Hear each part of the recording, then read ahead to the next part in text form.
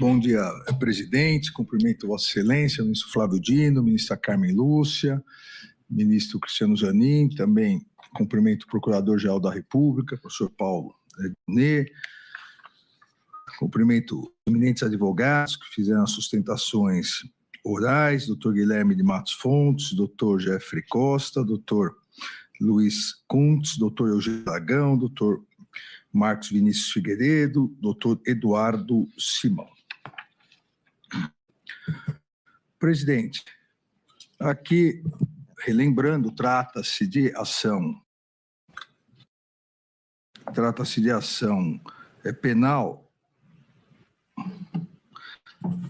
em face de Fernando de Souza Oliveira, Felipe Garcia Martins Pereira, Marcelo Costa Câmara, Marília Ferreira de Alencar, Mário Fernandes e Silvinei Vasques, pela prática das condutas de organização criminosa armada, tentativa de abolição violenta do Estado Democrático de Direito, dano qualificado pela violência e grave ameaça contra o patrimônio da União, tentativa de golpe e deterioração de patrimônio tombado, observado as regras do concurso de pessoas e concurso material.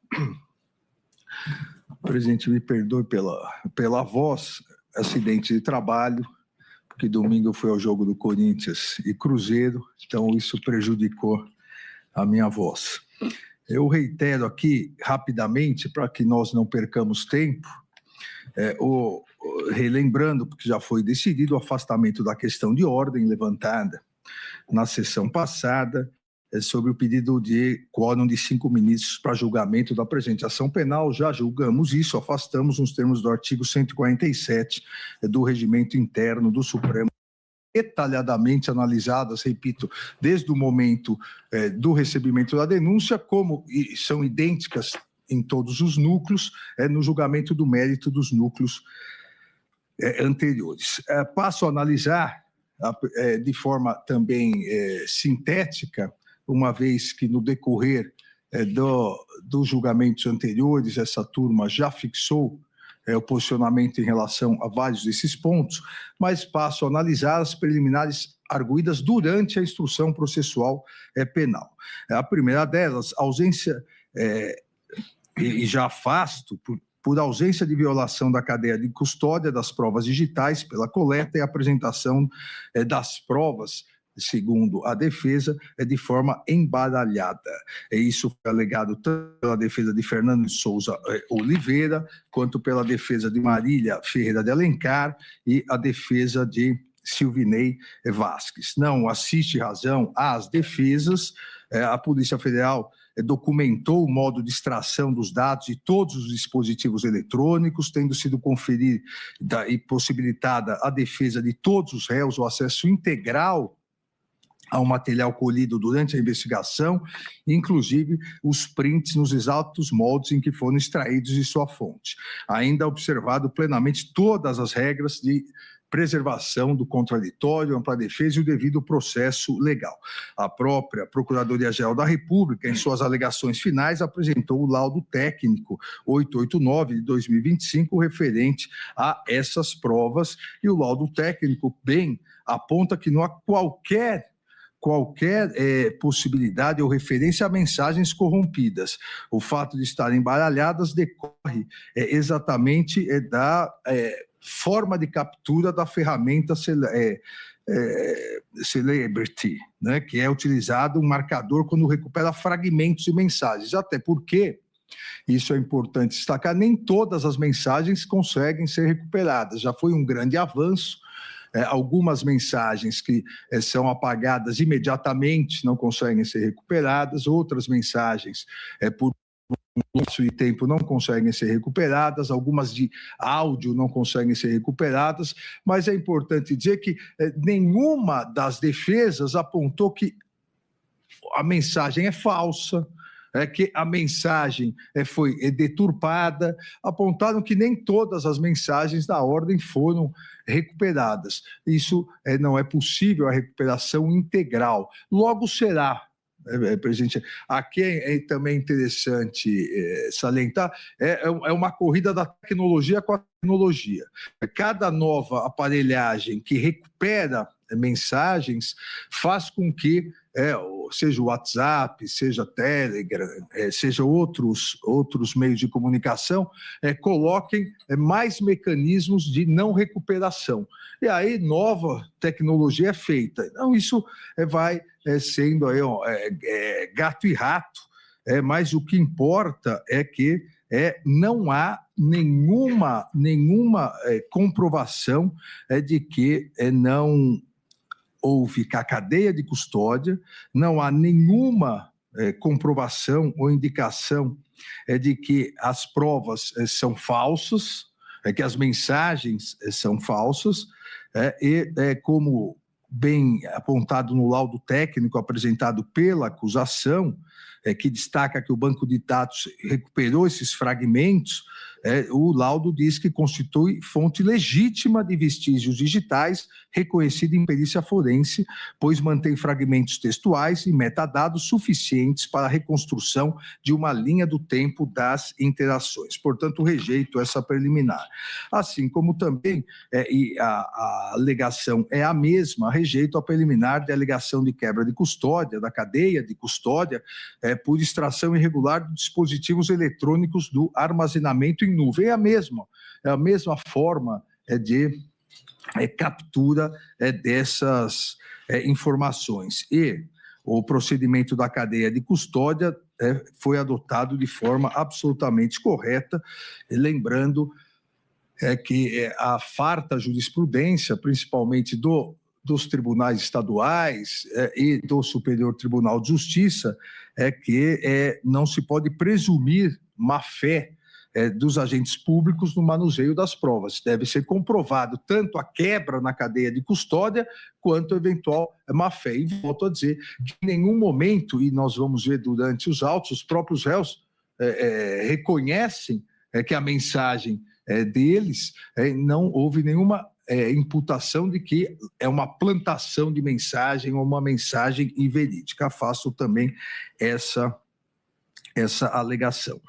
Como afasto a preliminar apontada pela defesa de Felipe Garcia Martins Pereira, de que a Procuradoria-Geral da República, após a instrução, resolveu juntar documentos aos autos de forma inovadora. E pior, diz a defesa, utilizem alegações finais como elementos para a condenação. Não ocorreu isso, presidente, ministra Carmen, ministro Zanin. Os dados da ERB que foram juntadas foram disponibilizados a todos. A Procuradoria-Geral da República reiterou os termos da denúncia, pleiteou a condenação do réu Felipe Garcia Martins Pereira nas suas alegações finais, para corroborar elementos de prova da acusação, até porque durante a instrução penal, como nós vamos ver no momento do mérito, a defesa de Felipe Garcia Martins Pereira apontava nas perguntas tudo que havia irregularidades, principalmente na localização do réu no momento da reunião. O que fez a Procuradoria-Geral da República, com base na informação da Polícia Judiciária, que já era uma prova juntada desde a investigação, foi apresentar laudos técnicos. Quero aqui recordar, e eu junto aqui, se desse certo, era fácil. Por favor, para verificar. Pronto, apareceu. Mas okay. A primeira não era. A primeira não era essa? Não era essa. Acho que começou da segunda, mas não há problema. Eu junto no voto a informação da análise da Polícia Judiciária, exatamente sobre essa questão, a toda o documento em 3 laudas, que mostra a minuta de discurso que tenha sido produzido por Felipe Garcia, o momento, ou seja, há toda uma comprovação, segundo a Procuradoria-Geral, que foi reforçada nas alegações finais. E nos termos do artigo 402 do Código de Processo Penal, podem juntar documentos em qualquer momento da instrução processual, desde que, obviamente, a outra parte tenha a possibilidade de contradita. E isso ocorreu uma vez que após as alegações finais da Procuradoria-Geral da República, houve as alegações finais da defesa, que inclusive também juntou inúmeros documentos. Rejeito, portanto, a preliminar. Da mesma forma, rejeito a alegação de nulidade em razão, segundo a defesa de Felipe Garcia Martins Pereira, da decretação de prisão ilegal do réu. Num primeiro ponto é importante destacar que a prisão realizada não tem nenhuma relação com o mérito da ação. A prisão foi realizada por representação da Polícia Federal e parecer favorável da Procuradoria-Geral da República no sentido de uma possível tentativa de fuga do réu Felipe Garcia Martins. E há documentos de um lado e do outro dizendo que houve a tentativa de fuga, não houve a tentativa de fuga. Há documentos iniciais das autoridades americanas dizendo que efetivamente havia entrado nos Estados Unidos. Depois há documentos de que eventualmente teria ocorrido uma falsificação nos Estados Unidos dessa entrada, ou seja, há toda ainda uma celeuma sobre essa entrada ou não, o que fez com que eu tivesse determinado a conversão da prisão preventiva em medidas cautelares. E a questão da veracidade ou não dessas informações prestadas e que ensejaram naquele primeiro momento a prisão de Felipe Garcia Martins Pereira, que, como disse, posteriormente foi convertida em medidas cautelares, essa questão está sendo investigada de maneira apartada, decisão que tomei no dia 16 de outubro de 2025, encaminhando à Polícia Federal para análise, numa PET específica, da eventual veracidade ou não disso e, eventualmente, de responsabilidade daqueles que forneceram essas informações. Mas não há nenhuma relação com o mérito da ação, então rejeito a preliminar. Também rejeito a preliminar de alegação de nulidade por ilegitimidade processual em razão de violação ao devido processo legal e direitos humanos, e violação por conduta irregular governamental feita pela defesa de Felipe Garcia Martins Pereira, que afirma que desde o início da caça às bruxas movida contra o defendente, talvez se referisse ao Halloween, chamamos a atenção, diz a defesa, para um fato que torna clarividente o voluntarismo e o arbítrio desse processo. E, a partir daí, faz várias acusações totalmente infundadas contra a condução da investigação pelo delegado Fábio Schor e pede a nulidade da investigação. Não assiste, obviamente, nenhuma razão à defesa. A primeira turma desse Supremo Tribunal Federal já reafirmou a legalidade, a regularidade, a validade de todos os atos de investigação relacionados à PET 12 e 100. Rejeito, portanto, a nulidade. Assim como rejeito a nulidade de alegada também pela defesa de Felipe Garcia Martins Pereira, de violação ao Pacto de São José da Costa Rica. Na verdade, essa alegação traz dois temas que já foram fartamente debatidos aqui na primeira turma e no próprio plenário do Supremo Tribunal Federal. A primeira é a competência do Supremo Tribunal Federal para julgar, isso já é fato definido, e a segunda volta a dizer sobre a eventual prisão preventiva ilegal que acabamos de ver, não tem relação. Primeiro, não há comprovação dessa ilegalidade que vem sendo apurada, e, em segundo lugar, não há relação com os fatos imputados na denúncia pela Procuradoria-Geral da República. Afasto, portanto, também essa preliminar. Como afasto a alegação de cerceamento de defesa por indeferimento de perícia oficial solicitada pela defesa. Todas as solicitadas pelas defesas de Civilney Vasques, Marília Ferreira Alencar e Fernando de Souza Oliveira foram deferidas e determinei que as próprias defesas juntassem laudos de peritos independentes por elas contratados no prazo de 15 dias. A juntada dos laudos, inúmeros laudos periciais por Civilney Vasques, que foi quem alegou essa nulidade, que depois queria uma comprovação da sua perícia pela perícia oficial. Não há nenhuma necessidade disso. A produção da prova técnica independente pela defesa foi deferida, foi produzida e não se alega nenhum prejuízo por essa, eu diria, essa validação desses laudos pela perícia oficial. Afasto, portanto, essa preliminar. Assim como também afasto a preliminar de cerceamento de defesa por indeferimento da oitiva de Anderson Gustavo Torres e Alfredo de Souza Lima Coelho Carrillo. Aqui já tratamos nos outros núcleos, é pacífica a jurisprudência do Supremo Tribunal Federal, que réus investigados por fatos conexos, no caso Anderson Gustavo Torres e no caso de Alfredo de Souza Lima Coelho Carrillo, investigado numa PET conexa, numa petição conexa, não podem ser testemunhas porque não têm o compromisso de dizer a verdade. Já afastamos isso no núcleo crucial, núcleo 1, afastamos isso no núcleo 3 e afastamos isso no núcleo 4, da mesma forma, rejeito a preliminar, desta vez suscitada pela defesa de Marília Ferreira de Alencar. Também afasto a alegação de cerceamento de defesa por interferências em deferimentos imotivados de questionamentos formulados pela defesa durante a instrução processual penal. A defesa de Marília Ferreira de Alencar alegou essa nulidade, dizendo que houve durante a condução dos atos instrutórios, que nesse caso especificamente foi realizado pelo juiz instrutor do meu gabinete, indeferiu reiteradas perguntas, inviabilizando a adequada exploração dos pontos, diz a defesa, sensíveis à elucidação dos fatos e à demonstração da verdade.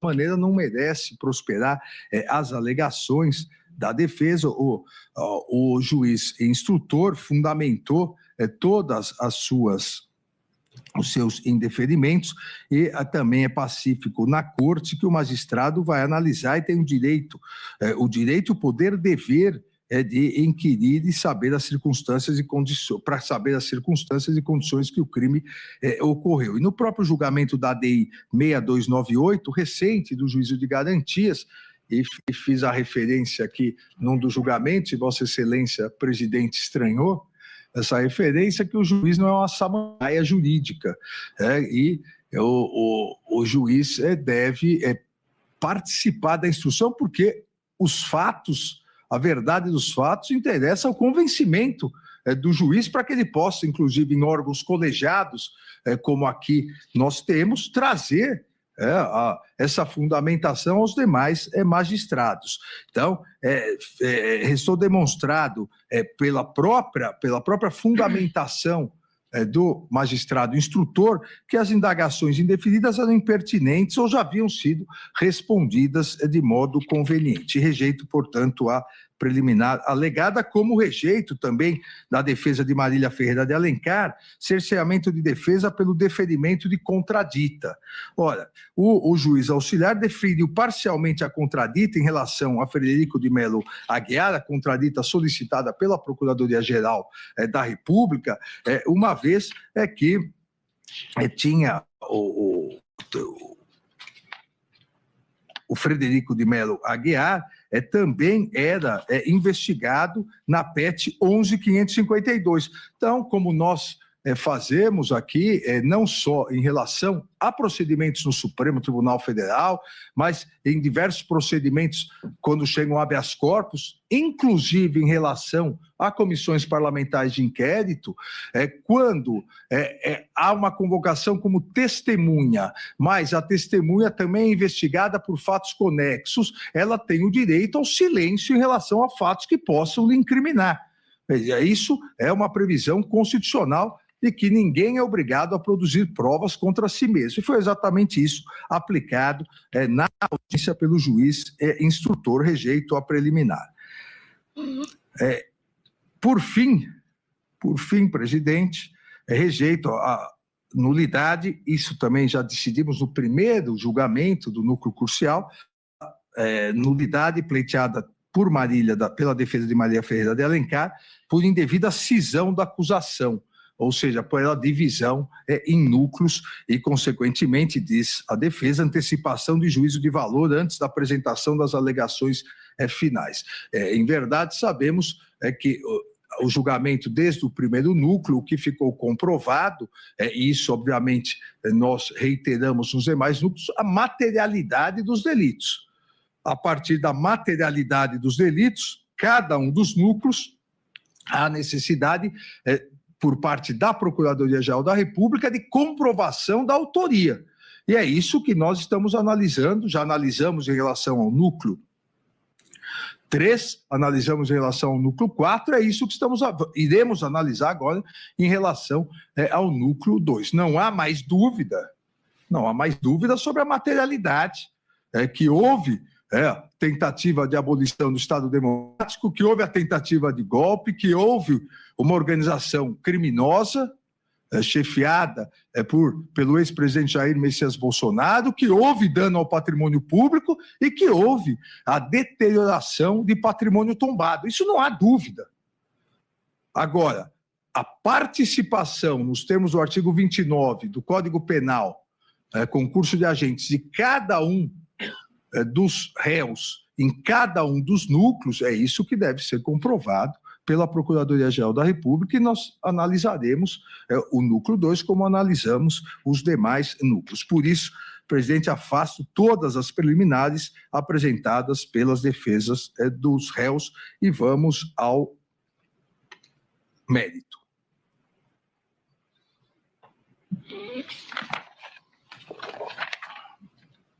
Aqui, como já antecipei, na ação penal 2668, chamado núcleo crucial da organização criminosa, a turma reconheceu, por maioria, a existência de uma organização criminosa armada atentatória ao Estado Democrático de Direito e a consumação de todos os delitos apontados pela Procuradoria-Geral da República no momento do oferecimento da denúncia.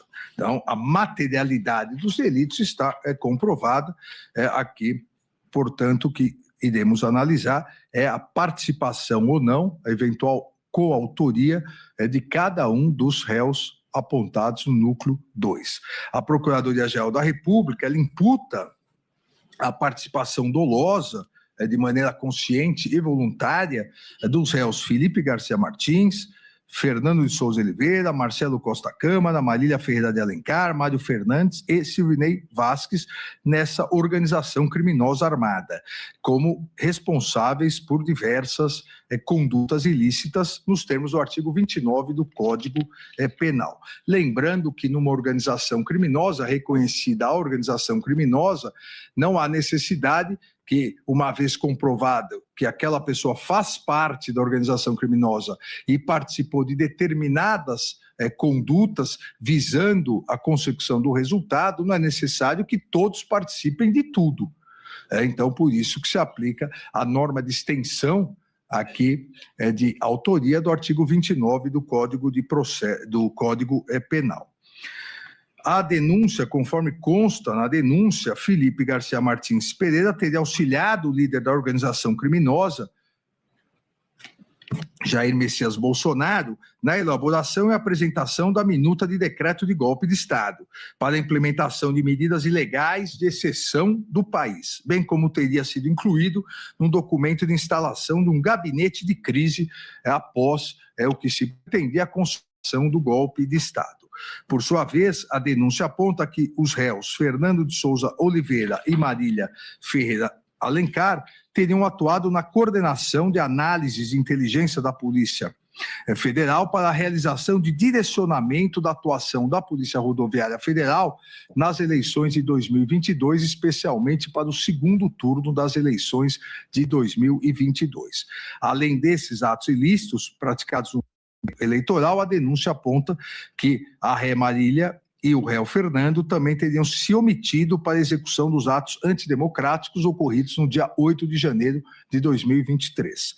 Por sua vez, a denúncia aponta que o réu Silvinei Vasques teria praticado atos ilícitos na orientação e coordenação na utilização indevida da Polícia Rodoviária Federal no segundo turno das eleições de 2022, visando assegurar de forma ilícita a permanência no poder do ex-presidente e líder da organização criminosa Jair Messias Bolsonaro.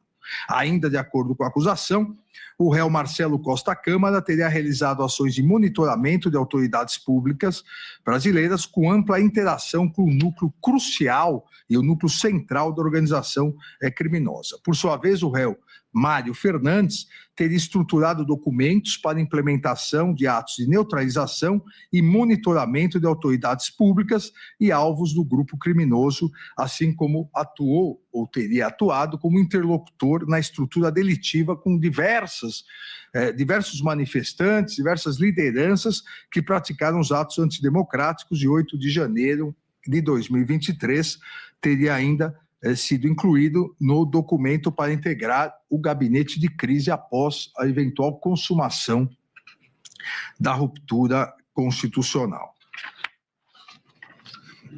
Dentro daquela análise e daquela metodologia que iniciei fazendo no julgamento do núcleo crucial, dos atos executórios sequenciais praticados pela organização criminosa, descritas em 13 tópicos essenciais na ação penal 2668, a Procuradoria-Geral da República aponta a participação desses corréus, do núcleo 2, nos seguintes pontos. Na reunião ministerial de 5/7 de 2022, os atos executórios de Mário Fernandes, na utilização indevida da estrutura da Polícia Rodoviária Federal no segundo turno das eleições, Fernando de Souza Oliveira, Marília Ferreira de Alencar e Silvinei Vasquez. No planejamento do Punhal Verde e Amarelo e na Operação Copa 22, Mário Fernandes e Marcelo Costa Câmara.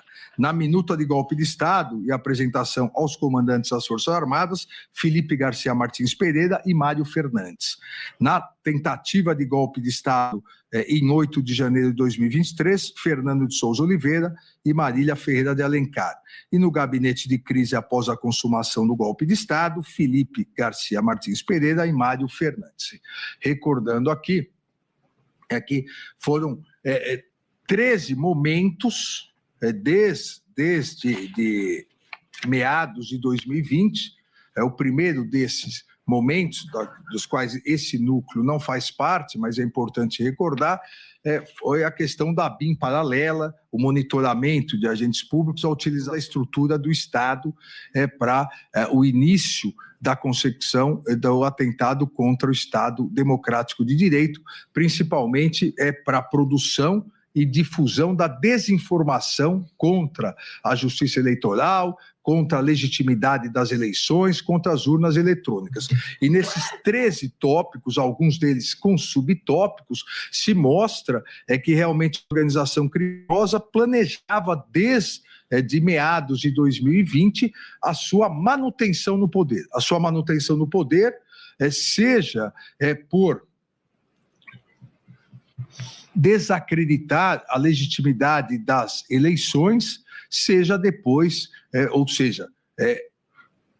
substituindo a justiça eleitoral por um comitê basicamente formado pelas Forças Armadas e por outros membros da organização criminosa, ou voltar ao poder com golpe de Estado a partir da posse do então candidato eleito e vice-presidente eleitos. Uma sucessão de atos executórios, todos eles relacionados entre si, que demonstraram a forte atuação dessa organização criminosa. E esse núcleo, os seus corréus,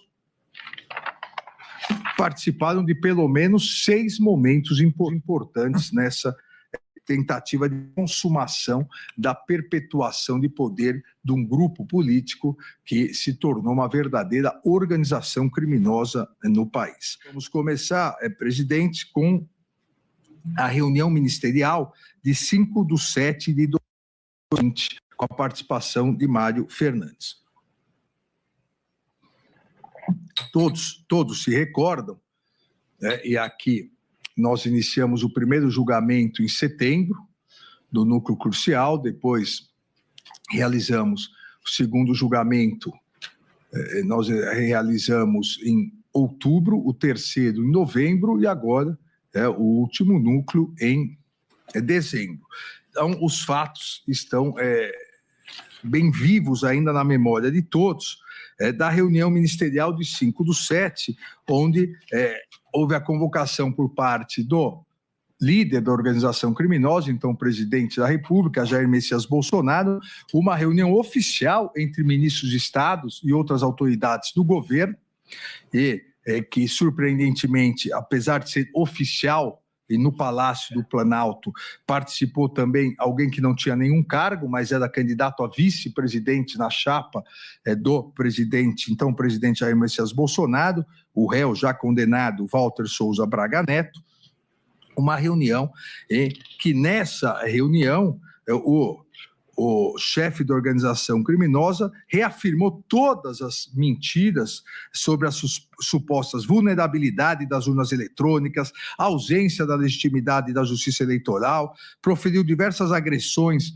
ameaças e calúnias contra os membros do Poder Judiciário, inclusive imputando que membros do Poder Judiciário e do Tribunal Superior Eleitoral estariam recebendo dinheiro, 30, 50 milhões, e quando indagado isso no seu interrogatório, o chefe da organização criminosa, Jair Messias Bolsonaro, se desculpou, dizendo que não tinha nenhum indício em relação a isso e, pasmem, para demonstrar realmente que era uma agressão à instituição, ao poder judiciário, disse que pouco importaria quais fossem os ministros do Supremo que naquele momento estavam no TSE, faria as mesmas acusações, que foi uma forma dele se referir essa amplificação da desinformação relacionada à fraude eleitoral. Todos se recordam a participação dos réus já condenados nessa reunião, Augusto Heleno Ribeiro Pereira, Paulo Sérgio Nogueira de Oliveira,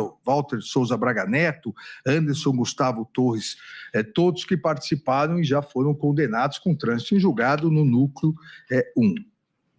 Novamente, o líder da organização criminosa instigou seus colaboradores a disseminarem gravíssimas desinformações sobre a existência de fraudes jamais existentes, praticadas pelo Tribunal Superior Eleitoral, afirmando que os números já estariam, números do resultado das eleições, esse número já estaria dentro dos computadores do TSE, e assim por diante. Nessa mesma reunião, para contextualizar, Jair Messias Bolsonaro também antecipou uma outra etapa sequencial e executória da organização criminosa, que seria a reunião com os embaixadores, segundo ele, entre aspas, para mostrar o que está acontecendo em termos de fraude, e afirmando que as consequências do jogo todo mundo vai pagar.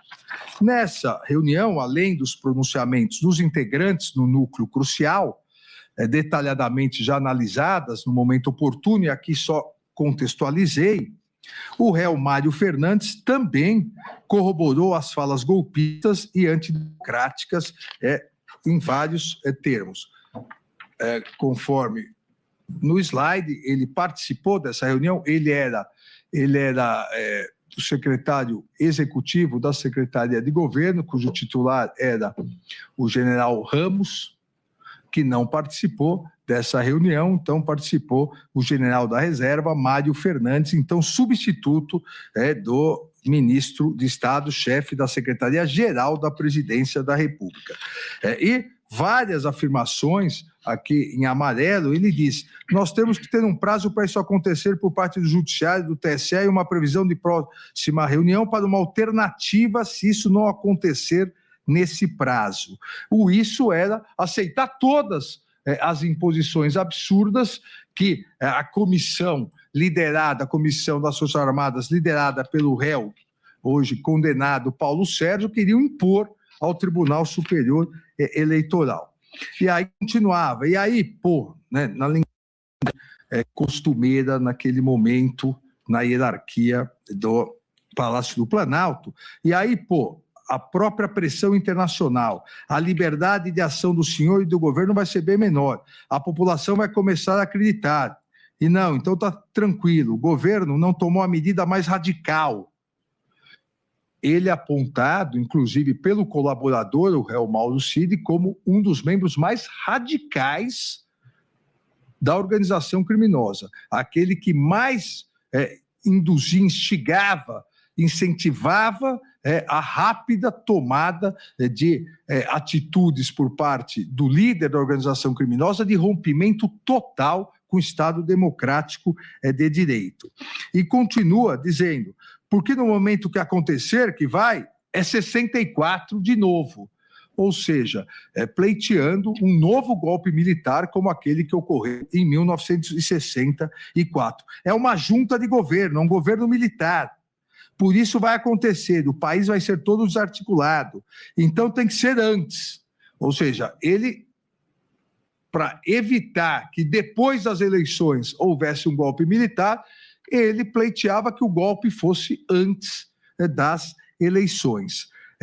Então tem que ser antes, tem que acontecer antes. É como nós queremos, dentro de um estado de normalidade, mas é muito melhor assumir um pequeno risco de conturbar o país, pensando assim, para que aconteça antes, do que assumir um risco muito maior na conturbação do day after, né? Quando a fotografia lá for de quem a fraude determinar.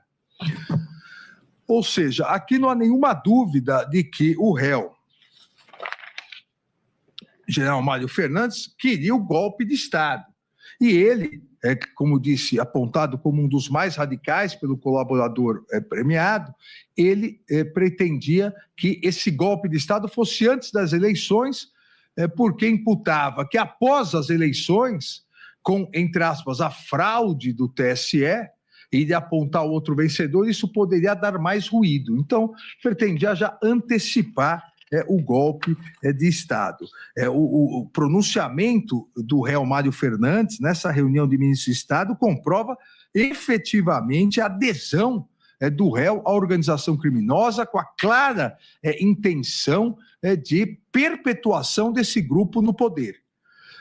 Diferentemente de vários réus já condenados, que queriam pressionar, deslegitimar, desacreditar, coagir a justiça eleitoral, a fim de tentar a vitória nas urnas e a manutenção no poder, e se não obtivessem, aí sim, a decretação de um golpe de Estado, ele já queria suprimir uma etapa. Para que eleições? Em outras palavras, o que ele dizia? Para que eleições? Se nós vamos dar o golpe de qualquer jeito, vamos já antecipar, porque é mais fácil a antecipação, uma vez que não haverá necessidade de contradizer o resultado das urnas. Em seu interrogatório judicial, ao ser indagado sobre o porquê essa antecipação e por que usou a expressão de day after na reunião ministerial, o réu Mário Fernandes tentou minimizar, ressaltando que, abre aspas, o objetivo do presidente Bolsonaro e todos ali era de resolver os problemas e buscar as respostas para a demanda que principalmente a sociedade brasileira apresentava, buscando equilíbrio em estado de normalidade, fecha aspas. Ou seja, não respondeu absolutamente nada. E aqui, ministro Flávio, é muito interessante como réus golpistas se confundem com a sociedade brasileira. A buscar as respostas para as demandas que principalmente a sociedade brasileira apresentava. É impressionante como essa confusão mental na mente do réu faz com que se tente justificar uma atitude golpista, um atentado contra o Estado democrático de direito. Nessa reunião, a autoria delitiva de Mário Fernandes ficou amplamente comprovada. O réu integrava a organização criminosa, promovia de forma ostensiva o objetivo ilícito do grupo e pleiteava mais a consecução do golpe de Estado, a antecipação pré-eleições. Na qualidade de informante de juízo, uma vez que em todos os demais núcleos, como aqui já me referi no relatório da sessão anterior, aqui também o réu colaborador Mário César Barbosa Cid foi ouvido como informante do juízo e ressaltou que Mário Fernandes, abre aspas, estava bem ostensivo, bem assintoso nas ideias dele. Estava sempre com uma visão mais, digamos assim, radical nas ações. Também identificou-se uma carta atribuída ao réu Mário Fernandes, destinado ao então comandante do Exército, general Freire Gomes, visando pressionar, e todos aqui já vimos nos diversos núcleos, diversos julgamentos, que uma das condutas dessa organização criminosa era pressionar o comandante do Exército para que ele aderisse ao golpe e colocasse a tropa do Exército nas ruas. E aqui há uma carta atribuída ao réu Mário Fernandes, exatamente nesse sentido, onde o réu expressamente afirma, abre aspas, uma ruptura institucional já ocorreu há muito tempo entre os poderes. Precisamos tomar as rédeas da situação, comandante. O respaldo popular está aí, e se prosseguirmos na atual passividade, corremos o risco de perder tanto o apoio como a histórica confiança de nossa sociedade. É um salvador da pátria que ministro Flávio Dino, ministro Zanin, corremos o risco de perder tanto o apoio como a histórica confiança da nossa sociedade. Mário Fernandes também afirmou a necessidade de tomar ações, salientando, abre aspas, é agora ou nunca mais, comandante. Temos que agir e não existe motivação maior do que a proteção e o futuro desta grande nação e de seus filhos. A carta que circulou entre militares, atribuída ao general Mário Fernandes, consta nos autos. Não vou ler inteira a carta, apesar de ser um monumento histórico da literatura brasileira golpista, mas está nos autos, assim como está no slides.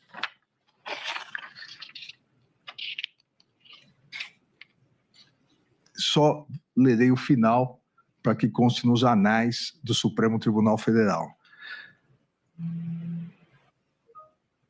Ele faz aqui um chamamento aos Kid Pretos, porque ele era aqui de preto, e aí diz, reforçar ainda, comandante, que somos aves de mesma plumagem, que voam e pensam juntas, e cujo sacrifício pela pátria não é apenas uma rotina, mas sim a nossa motivação.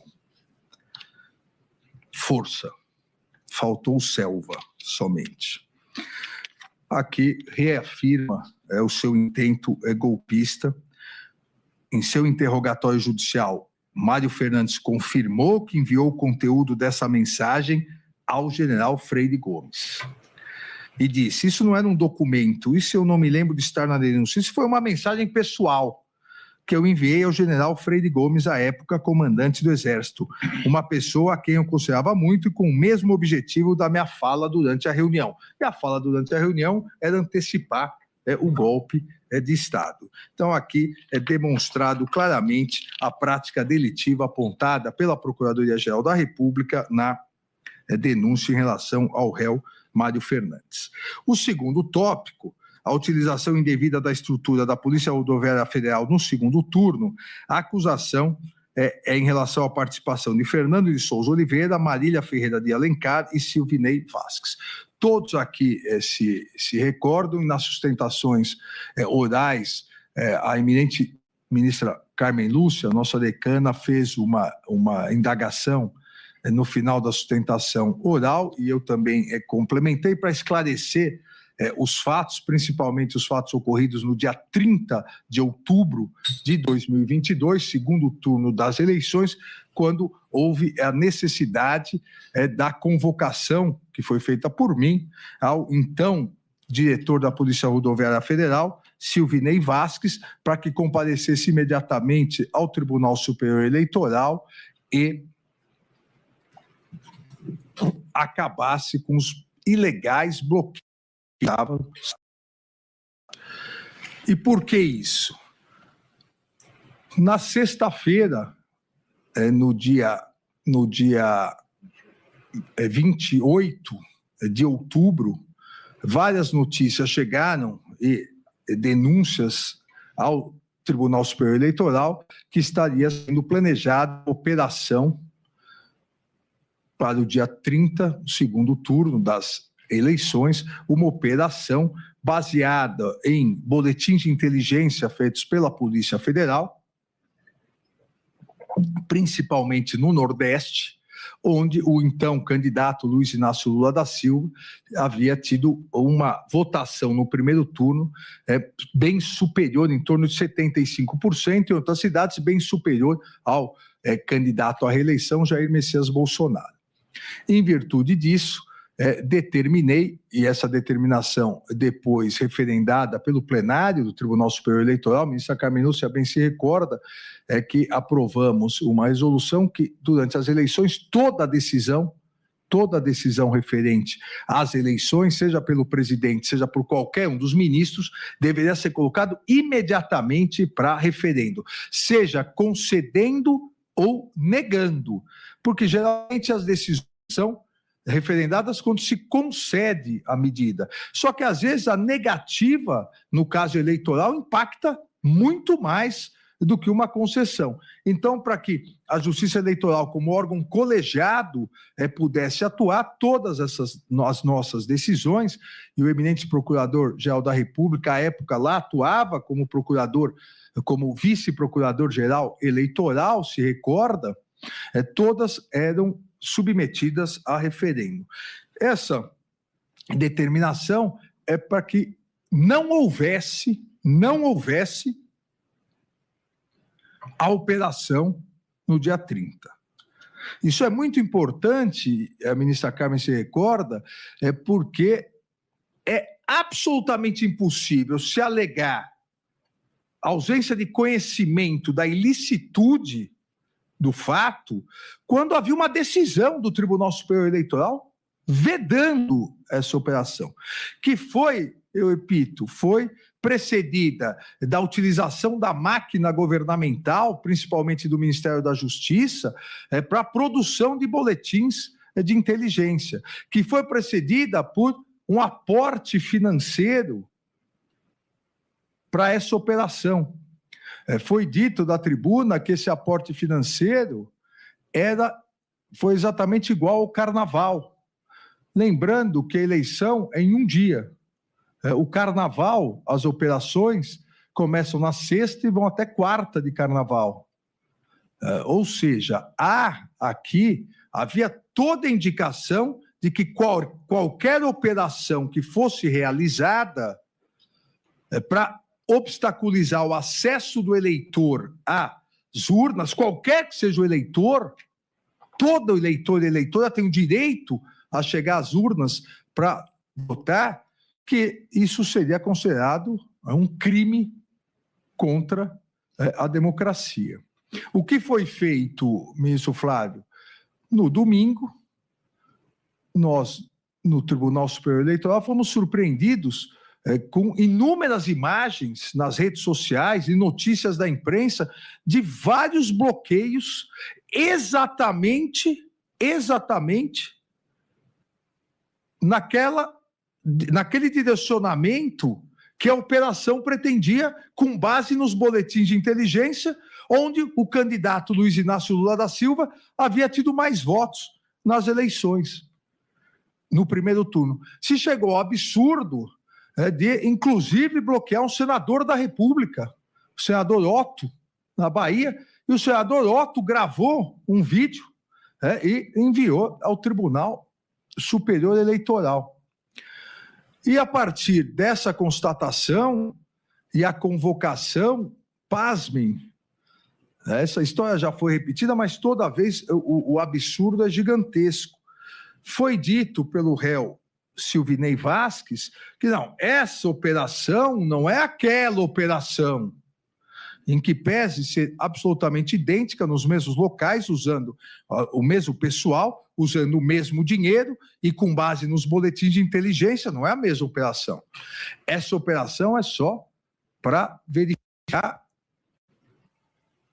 os elementos essenciais para o deslocamento do Código de Trânsito brasileiro. ou seja, paravam todos os ônibus, todos os carros, para ver se o pneu estava careca, se o farol estava funcionando, se tentou dar um bypass na decisão do Tribunal Superior Eleitoral.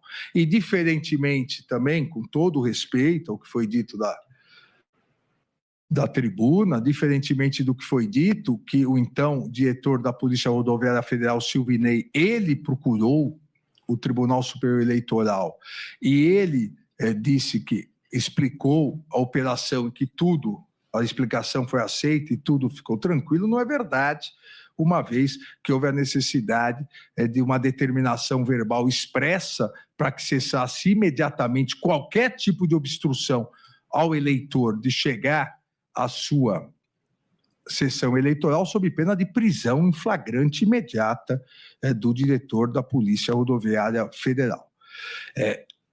A partir dessa determinação, que foi por volta de 1h30 do domingo, foi possível o retorno à normalidade e também não afasta a execução desse ato atentatório ao Estado Democrático de Direito, a alegação é de que isso não impactou as eleições. Isso não impactou as eleições pela atitude rápida do Tribunal Superior Eleitoral.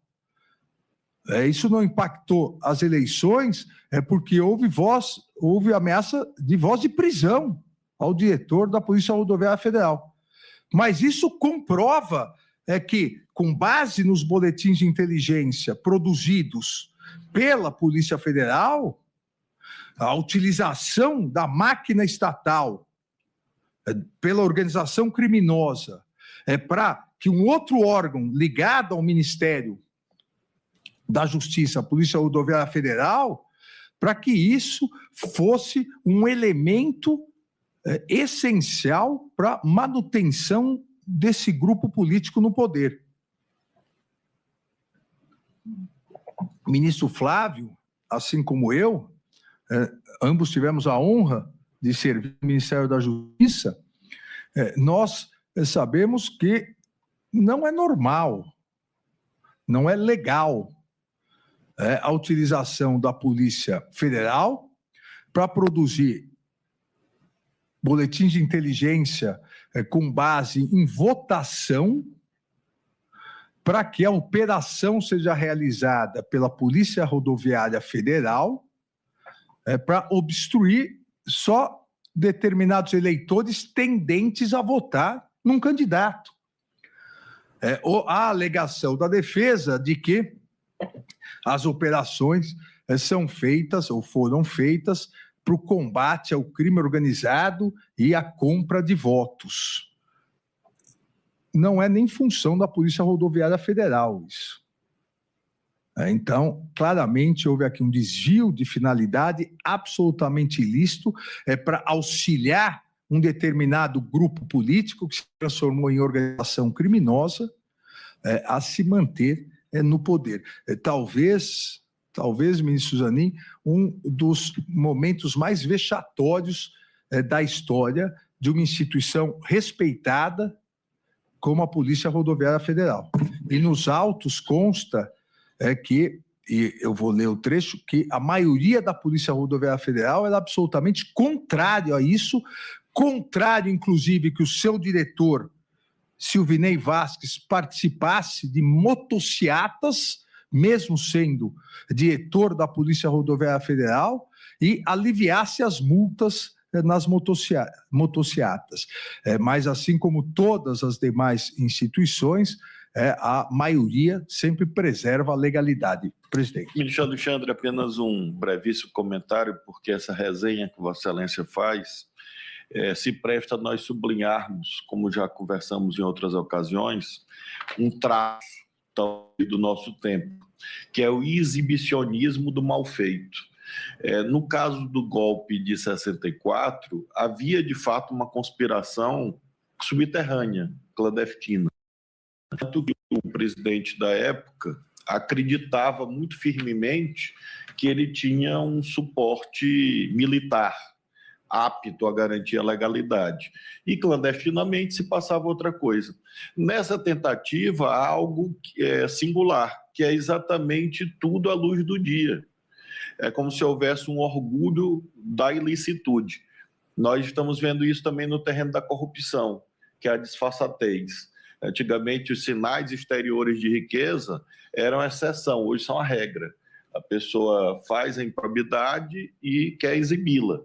E no caso do golpismo também aconteceu isso, muito nitidamente, como o ministro Alexandre lembra, havia tudo às claras, tudo à luz do dia, e por isso é muito simples a recomposição desse itinerário que estamos aqui julgando. E isso mostra também a necessidade de esses setores todos, do serviço público civil e militar, se dedicar também à formação dos seus quadros, uma vez que houve muita facilidade, como estamos vendo, na transgressão de limites, com essa perspectiva salvacionista que o eminente relator destacou, que é essa ideia de que eu estou salvando a sociedade, sem haver nenhuma legitimação.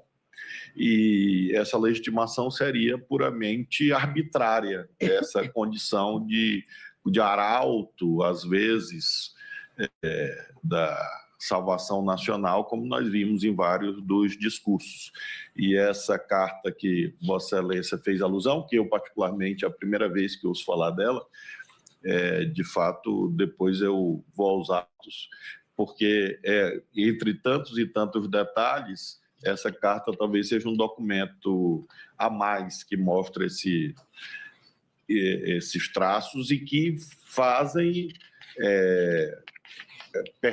tem pertinência com o mundo do direito, que influencia no terreno da culpabilidade, da reprovabilidade, da dosimetria, como Vossa Excelência está a assinalar. Era apenas para sublinhar e lhe homenagear por essa lembrança que tem um caráter histórico e, ao mesmo tempo, pertinência jurídica para o julgamento. Presidente, e é interessante que é um discurso salvacionista, salvar o povo de poder votar nas eleições e o povo escolher democraticamente os seus líderes.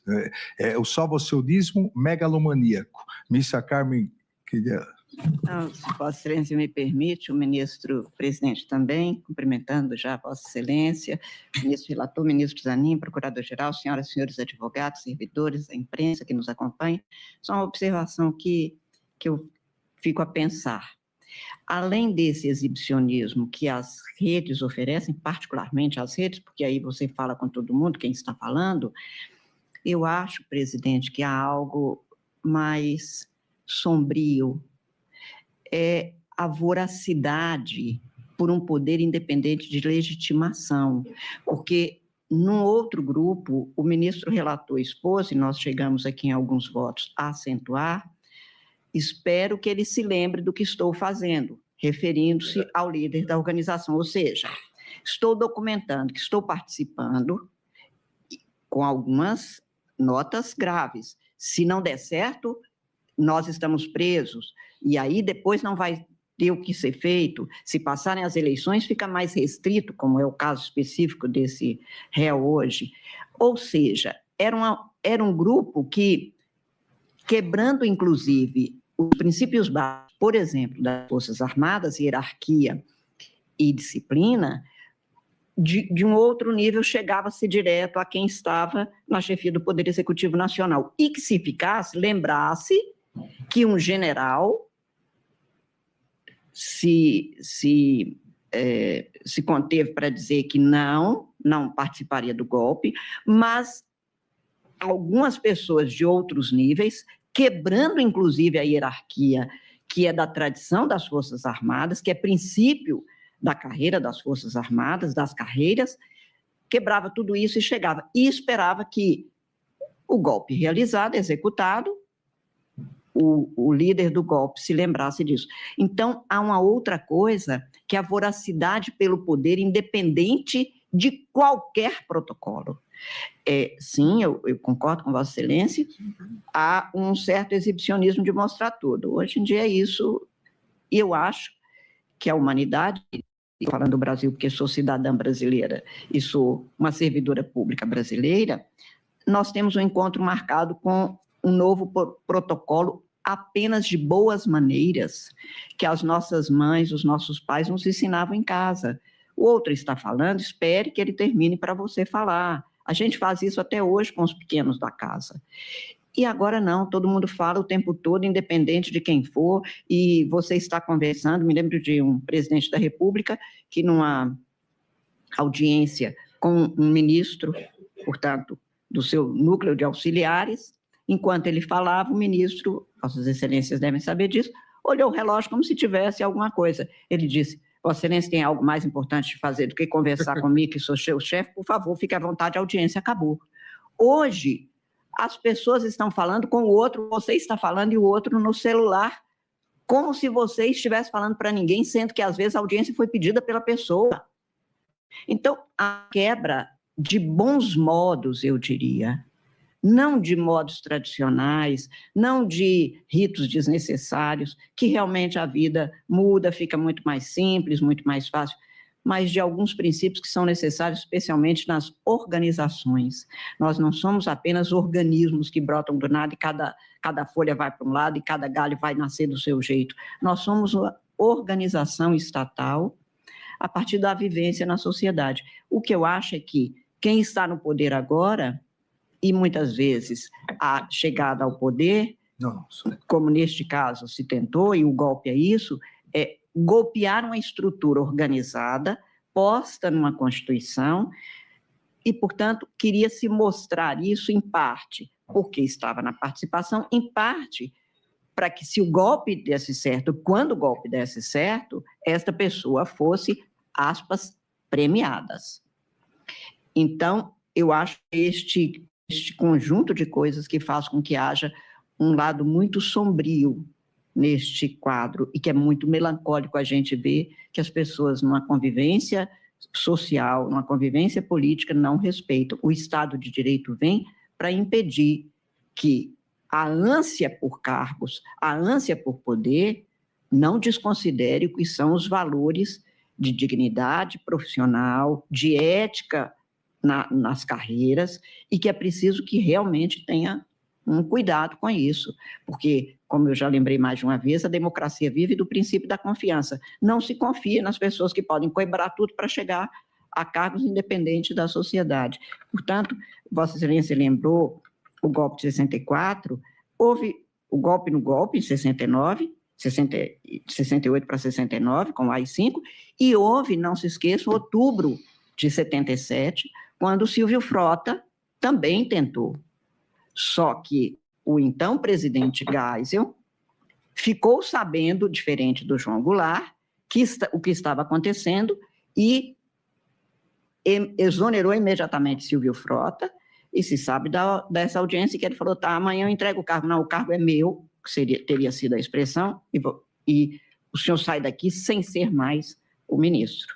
Então, essa tentativa, quando ela é frustrada, e felizmente foi, em 2022, 2023, ela não se faz por uma pessoa só, não se faz da noite para o dia, se fez em surdina grandemente, mas eu acho que toda a tecnologia vem a serviço do ser humano e é preciso que a gente mantenha os princípios de convivência ética, humana e digna. E esse tipo de golpismo vem exatamente quebrando tudo isso e arrastando tudo isso. Acho que tem o exibicionismo, mas tem uma voracidade por cargos que fica mal explicada, porque Vossa Excelência, que já foi eleito tantas vezes para cargos, sabe que uma eleição deve ser difícil. Não sou política, não entendo nada de política, mas tudo que me conta é que é nobre exatamente porque demanda dificuldades, e exercício do poder não tem só bônus, aliás, tem muito mais ônus do que bônus, e as pessoas precisam de voltar a acreditar nisso, que é servir ao povo e não se servir do povo. E isso que o ministro afirma, o ministro relator, do dito, né, que queriam salvar o povo do próprio povo. Quer dizer, o que se diz de uma ditadura se quer afirmar que é pelo povo, mas sem o povo. É isso uma ditadura. Alguém que sempre fala como se fosse, mas sem o povo falar. é o silêncio ditatorial. É exatamente isso que o ministro relator descreve nessas passagens. Obrigada, presidente. Obrigada, ministro Alexandre. Obrigado, ministro Flávio, ministra Carmen. E ministra Carmen, fazendo um paralelo com a tentativa de golpe que estamos julgando, Vossa Excelência lembrou de 1977, onde o presidente Geisel se antecipou. O general Silvio Frota havia convocado todos os comandantes das regiões para uma reunião no Ministério do Exército, exatamente para dar o golpe dentro do golpe. E o segundo golpe. O primeiro foi de 68, 69. Exato, né? Uma sucessão de golpes. E fazem até uma outra carta constitucional que nem nome de Constituição tiveram coragem de chamar. Chamaram de emenda constitucional, que se fosse emenda seria inconstitucional, o que foi feita por 3 pessoas e não pelo Congresso nos termos previstos, mas nem nome de Constituição teve. O Brasil tem essa história. Teve Constituição, teve nome de Constituição, mas não foi Constituição, em 37. Ela só entraria em vigor depois do plebiscito, que nunca foi feito. E teve uma outra, que foi uma Constituição, que é a de 69, mas que não tinha nome, porque não tiveram coragem para tanto. Eu não quero ser inoportuno, mas em ambos os episódios com uma forte participação mineira, ministra Carmen. Meu amigo. Mas apenas esqueça a vida é isso. Todo povo tem que ser o Tiradentes e seu Joaquim Silvério dos Reis. É preciso tomar cuidado com isso. Afinal, a humanidade tem Cristo e Judas. Então, Minas apenas retrata isso, mas nós vivemos libertas quae seratame, liberdade ainda que tardia, e o nosso lema é Tiradentes. O outro é só para a gente lembrar das trevas que podem descer. E tomar cuidado, que eu gosto é da luz. Eu concordo 100%, a imensa maioria de Tiradentes, não há dúvida. Era apenas para lembrar o direito. Tá certo. O direito também isso é Minas, eu sou do Gerais. Não provoca. Mas eu recordava isso, só que o presidente Geisel se antecipou no aeroporto e levou todos ao Palácio do Planalto para fazer o paralelo atual em que, além do general Freire Gomes, que era o comandante do Exército, os comandantes de áreas, todos foram pela legalidade. E aqui é importante homenagear isso nas Forças Armadas, principalmente no Exército Brasileiro, em nome do comandante de área à época do Sudeste, que era o general Tomás, que hoje é o comandante do Exército. Então, também o comandante Stumpf, do Rio Grande do Sul, os comandantes todos se colocaram pela legalidade. Isso é muito importante, senão nós teríamos consequências mais drásticas ainda. E um outro ponto importante, histórico, diferentemente do golpe de 64, do golpe de 68, 69, da tentativa de 77, onde ninguém foi responsabilizado, nem o general Silvio Frota, que tentou o golpe contra o presidente Geisel. Aqui o Brasil hoje dá uma mostra de maturidade institucional a partir do devido processo legal, responsabilizando aqueles que devem ser responsabilizados.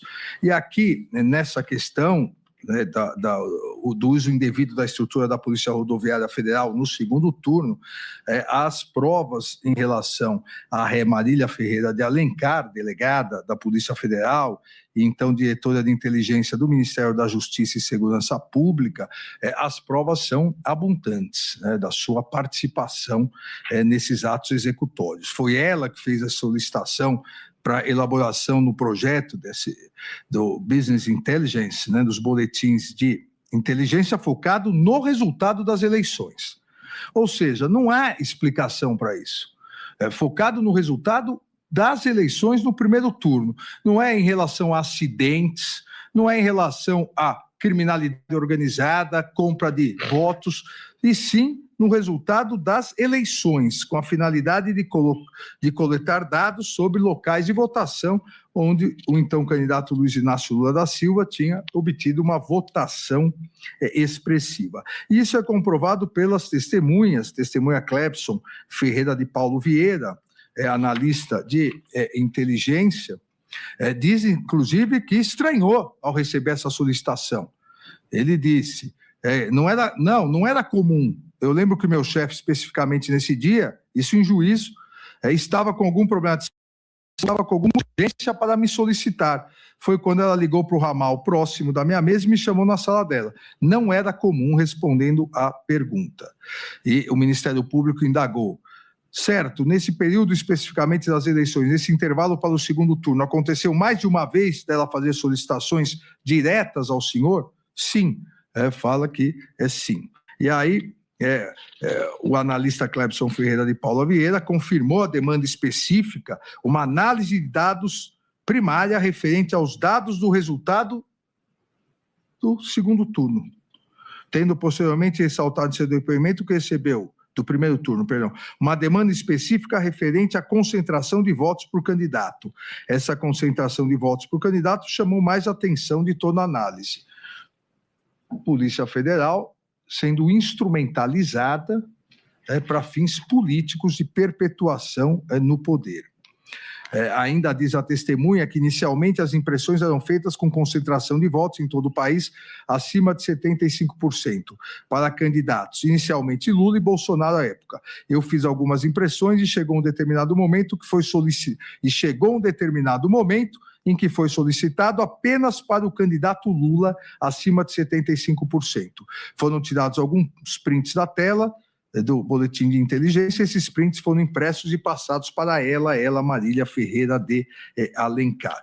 O depoimento de Clebson Ferreira corrobora o claro desvio de finalidade, utilização da Polícia Federal, a conduta dolosa da ré Marília Ferreira de Alencar. Ainda ressalta que esses relatórios elaborados por orientação expressa da ré Marília Ferreira de Alencar, foram utilizados pela Polícia Rodoviária Federal na realização das forças de segurança pública no segundo turno das eleições. Então, a testemunha também coloca. E salienta, ministro Zanin, abre aspas, imediatamente, quando o Ministério Público pergunta se ele percebeu algum problema, que houve alguma semelhança entre os dados que o senhor trabalhou com os da operação, isso teria gerado desconforto pelo direcionamento das forças de segurança. Essa foi a pergunta do Ministério Público. E a testemunha disse, eu percebi imediatamente, eu fiquei assustado e o transcorrer do dia foi confirmando. Quando eu vi que o ministro Alexandre de Moraes pediu a presença do chefe da PRF, foi como se fosse a última, e tudo meio que se encaixava no cenário das análises que estava acontecendo e o que sucedeu durante o dia, mostrando exatamente esse desvirtuamento na utilização da Polícia Federal para realizar os boletins de inteligência, para passar para a Polícia Rodoviária Federal montar a sua operação, para obstaculizar o acesso às urnas dos possíveis eleitores que teriam majoritariamente no primeiro turno votado no então candidato Luiz Inácio Lula da Silva. A testemunha, inclusive, respondeu indagações da própria defesa de Marília Ferreira de Alencar, ressaltando o direcionamento das pesquisas apenas nos municípios que o então candidato Luiz Inácio Lula da Silva venceria. O advogado perguntou, mas o senhor analisou os municípios do Brasil inteiro? Em que sentido houve esse direcionamento? Responde a testemunha à indagação do próprio advogado de defesa. No sentido de tentar identificar municípios, como eu falei, que possam concentrar o maior número de votos para Lula num sentido mais absurdo. Eu sei que inicialmente foi dito que estavam em busca de compra de votos, etc. Mas, repete, o maior número de votos para Lula. Em seu interrogatório judicial, a ré Marília Ferreira de Alencar confirmou ter solicitado essa pesquisa, os boletins de inteligência, para a testemunha Clebson, tendo ressaltado a expertise da testemunha, entre aspas, inclusive o Clebson é professor dessa ferramenta, também confirmou ter solicitado a aplicação de um filtro de 75% no relatório dos boletins de inteligência, embora tenha tentado se eximir do direcionamento dessa pesquisa, mas confirmou que pediu a pesquisa e qual foi o padrão, o critério adotado, 75%. Também a ré Marília Ferreira de Alencar admitiu que se reuniu com o então ministro da Justiça, já réu condenado com trânsito em julgado, Anderson Gustavo Torres, e entregou as planilhas do relatório de inteligência impressas, e que o réu Anderson Gustavo ficou fisicamente com os documentos. A testemunha de defesa Tomás Almeida Viana, cuja contradita foi defendida parcialmente, confirmou que a testemunha Clepson, subordinado ao seu cargo à época, realmente recebeu a demanda específica para a elaboração desses boletins. Respondendo sobre isenção da acusação, porque houve a pergunta da defesa se a testemunha teria isenção. O advogado perguntou, o Clepson, em depoimento, ele afirmou de forma pejorativa que os bolsonaristas acreditam em fatos que ele não acredita? Ele demonstrou durante as funções dele alguma preferência política? E a testemunha Tomás, arrolada pela defesa, respondeu, não. A testemunha, também de defesa, Ana Patrícia Silva, destacou que teve conhecimento também dos relatórios de boletim de inteligência solicitado pela ré à testemunha Clepson Ferreira de Paula. Por sua vez, em seu interrogatório judicial, o réu Fernando de Souza Oliveira admitiu expressamente que ficou sabendo do boletim de inteligência pela doutora Marília, a partir da ordem do então ministro da Justiça e Segurança Pública, Anderson Gustavo Torres. O réu confirmou, entre aspas, a doutora Marília disponibilizou o grupo, e completou, enfim, ela estava bastante empolgada com essa demanda que ela recebeu. Então, o réu Fernando de Souza Oliveira confirma que a ré Marília recebeu essa demanda do já condenado e ex-ministro da Justiça Anderson Gustavo Torres e diz, enfim, ela estava bastante empolgada com essa demanda que ela recebeu. O réu afirma não ter ele próprio, o réu Ferreira de Souza Oliveira, ter acessado nenhum boletim de inteligência em momento algum. Ministro Alexandre, eu tenho uma dúvida na apreciação de Vossa Excelência sobre isso. Lendo e relendo. O réu Fernando afirmou isso, e de fato há uma zona de apreciação em relação à participação dele, mas ao mesmo tempo ele estava no tal grupo de WhatsApp, e eu gostaria de Vossa Excelência, posteriormente, eu selecionei um trecho em que ele próprio, Fernando, fala em Pelotas e outros, muito palavrão, eu acho que é prêmio literário que Vossa Excelência se refere a isso, E aí fala de Porto Alegre, fala do Rio Grande do Sul, então ele participou, ele apenas sabia, não agiu, um momento próprio para a reflexão de Vossa Excelência. Obrigado, presidente. Eu vou até mostrar algumas conversas. O nível literário realmente dessa organização criminosa era top. Não havia 4 palavras sem 2 palavrões. E aqui não foi diferente, obviamente. E há vários diálogos, ele participava do grupo, há vários diálogos entre Marília Ferreira de Alencar e Fernando de Souza Oliveira. Agora, os diálogos vão mostrar claramente que sempre ela instigando, sempre ela demonstrando, como disse o próprio réu Fernando de Souza Oliveira, ela se mostrando, entre aspas, bastante empolgada com essa demanda que recebeu. Em 2/10, vejam que isso começou já, essa demanda, para começar a analisar, isso começou logo no início, primeiro com pesquisas e depois com o resultado das urnas no primeiro turno.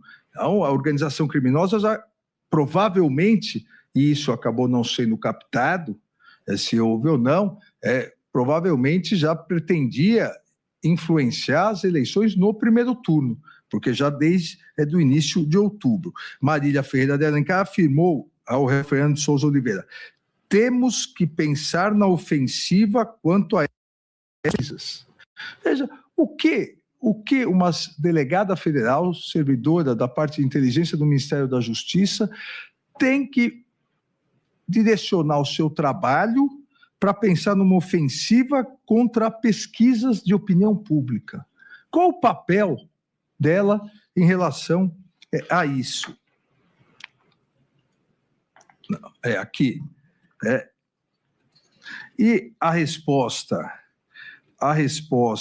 do réu Fernando, eu não diria que é uma resposta honrosa, mas nesse momento não se incrimina porque ele responde: tô bêbado já. Essa é a resposta. A resposta já era no dia 3/10, às 1h49 da manhã.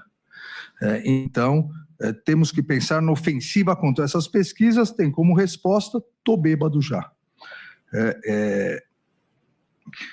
E exatamente o que consta aí. A Polícia Federal identificou ainda que Marília Ferreira de Alencar enviou mensagem a Fernando Souza enfatizando que estava tudo alinhado, veja, tudo alinhado, e o plano da com o plano da PRF. Também pedir para o Carrídio pedir para o Vasques, né? Carrídio pedir Vasques. E aí também essas conversas. Pronto, falei com o Marcão, tudo alinhado. E Fernando pergunta sobre, ela responde, sobre o efetivo. Ele disse que vai ligar para o Carrígio, mas seria bom também dar um toque no Márcio. Expliquei para ele que Carrígio não tem mais ascendência sobre o DG e fica difícil. Ele disse que concordou e vai mandar para o Márcio. Pediu para eu escrever, eu escrevi. Senhores, por favor, nos enviar até amanhã todos os planos de trabalho com os números das equipes que serão empregadas. E o plano da PRF. Também pedi para o Carrígio pedir Vasques. E Fernando responde isso. Mas não sei se ele vai lembrar, porque reforcei bastante sobre a PF. Você lembra ele depois? Ela ainda dizendo. Depois do eu tô bêbado, nessas conversas, o Fernando responde sobre e depois isso. Não deve ser uma pessoa muito falante. A presença do réu Anderson Gustavo Torres e o direcionamento da operação é ressaltado com o aumento das reuniões com seus subordinados. Marília Ferreira de Alencar afirmou: o chefe chamou, sendo que a ex-diretora de inteligência respondeu que estava doida para fazer alguma coisa. Aí outra conversa. Fernando pergunta: está onde? Na minha sala. E a reunião não rolou? Venha. Fernando diz: chefe chamou. Tá, tô indo. Onde te encontro? 13º andar. Qual torre? Primeira esquerda. E aí vai a conversa das reuniões. Em 7/10, a Marília Ferreira de Alencar enviou mensagem para Fernando Souza Oliveira afirmando que, bom, a minha parte aqui já depois do primeiro turno. Por isso que eu digo que provavelmente se iniciou, né, no dia 7/10, já houve alguma questão já em relação ao primeiro turno que foi aperfeiçoada para o segundo. Ela diz: bom, a minha parte eu fiz, pior que tô ansiosa pra cacete, linguajar, doida para fazer alguma coisa para ajudar, e volta aí, né, as conversações sobre o planejamento, comprovando que atuou de forma livre e consciente, repito, na utilização indevida da estrutura do Estado, da Polícia Federal e Polícia Rodoviária Federal.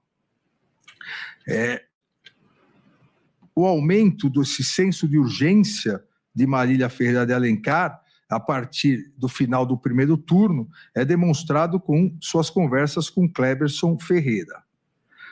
O Cleberson Ferreira de Paula Vieira, testemunha, ressalta que o ministro Anderson Torres, à época, ficou visivelmente estava desesperado com a questão das pesquisas eleitorais.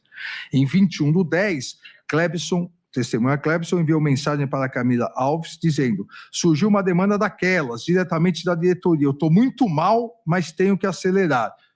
Exatamente aí os boletins de inteligência para o segundo turno e as conversas citadas aí. Disse a testemunha,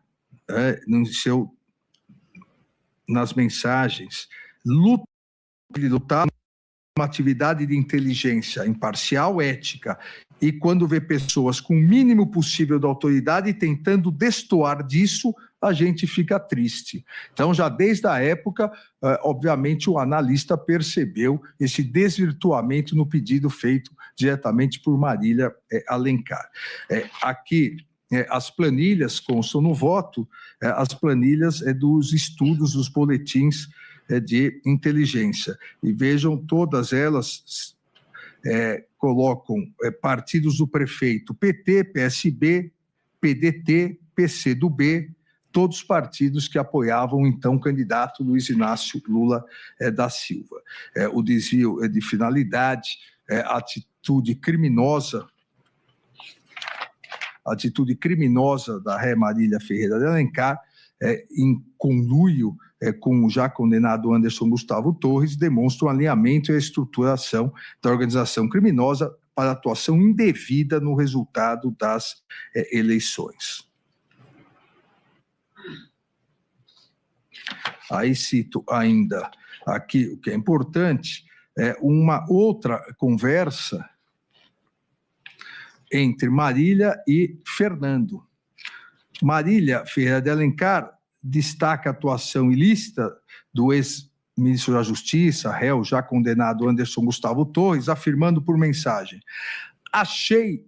numa reunião, achei que o 01, se referindo ao réu Anderson Gustavo Torres, achei que o 01 falou bem ontem na reunião.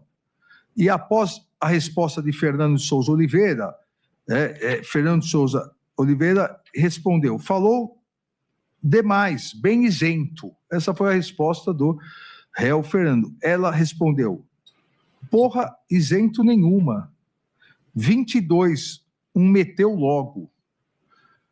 22, todos se recordam, o número do então candidato à reeleição, Jair Messias Bolsonaro.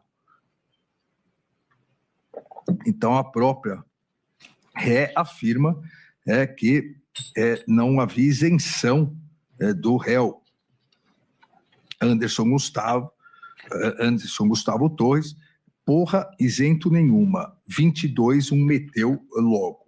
É importante aqui salientar que não houve, nesse momento, nenhuma concordância dessa ausência de isenção por parte do réu Fernando de Souza Oliveira, que, na sua mensagem, diz: falou bem demais, concorda, mas disse bem isento. Ainda há mais conversas, mensagens extraídas.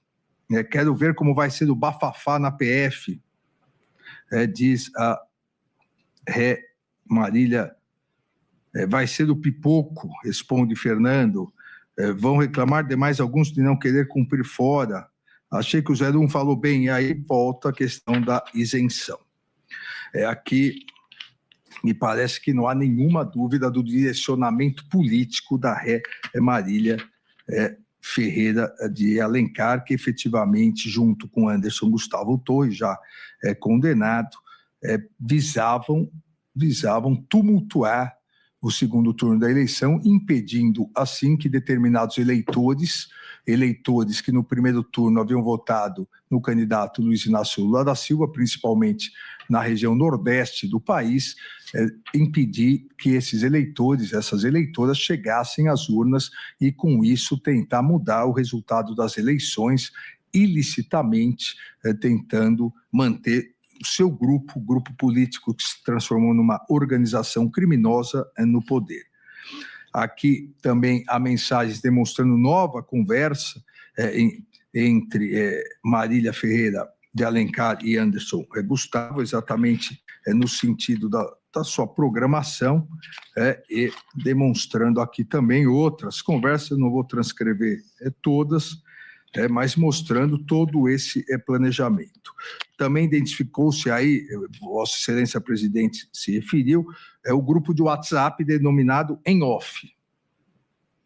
Um grupo de WhatsApp em off, eu diria aqui que é outra criação literária dessa organização criminosa. Se diz, historicamente, que só existe segredo entre duas pessoas se as duas tiverem o que perder na divulgação do segredo. Imagina um grupo de WhatsApp em off. E aí o réu Fernando de Souza Oliveira, assim como a ré Marília Ferreira de Alencar, eram participantes desse grupo, além de Léo Garrido Salles, à época coordenador-geral de operações do Ministério da Justiça e Segurança Pública. E identificou-se comunicações, como de dia 13/10, agora sim, 13/10, entre Maria Ferreira de Alencar e Fernando de Souza Oliveira, em que a ré ressaltou: Belford Roxo, o prefeito é vermelho, precisa reforçar PF, e complementou: menos 25 mil votos no 9. Então, aqui também já antes, entre o primeiro e segundo turno, já há uma conversa sobre isso. Marília Ferreira de Alencar indagou ainda ao réu Fernando qual seria a próxima etapa sobre os relatórios, ocasião em que o réu afirmou: 52 versus 48 são milhões de 5 votos para virar. E a conversa em azul, e depois em verde. Todas as conversas mostrando claramente não um trabalho de combate ao crime organizado, não um trabalho de transporte de eleitores, transporte ilícito de eleitores, não um trabalho de combate à compra de votos, mas sim um trabalho direcionado a impedir que determinados eleitores e eleitoras que, em tese, pelas perspectivas, pela apuração do primeiro turno, no segundo, votariam no candidato da oposição, da então oposição, candidato Luiz Inácio Lula da Silva, que esses eleitores não conseguissem chegar às eleições. E tudo isso nas inúmeras mensagens trazidas aos autos, há inúmeras comprovações que simplesmente afastam todos os argumentos defensivos nas alegações finais de Marília Ferreira de Alencar, de que apenas estava cumprindo o dever funcional, não tendo executado nenhuma ação ilícita. Não há como justificar essas condutas realizadas pela ré Marília Ferreira de Alencar. Eu trago ainda,